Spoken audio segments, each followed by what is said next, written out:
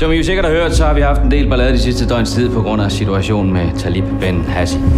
Vores tilstedeværelse, det kan optrappe konflikten yderligere, så I holder jer væk fra området.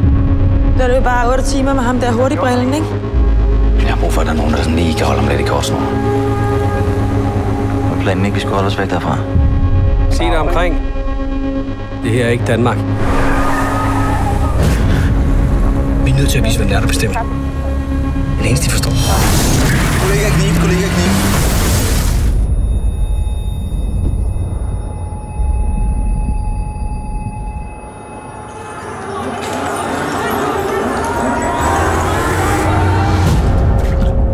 Hvordan kommer vi ud herfra? Hvorfor skulle jeg sige til dig?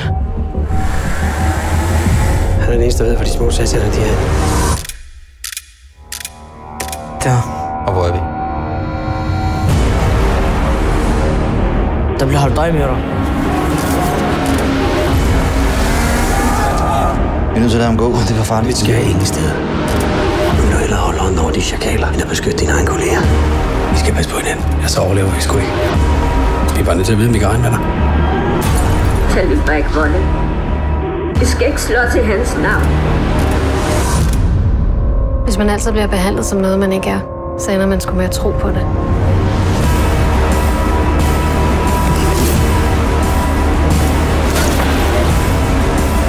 Hvor er min søn? Hvis der skal en passe noget herinde, så bliver alting bare meget værre.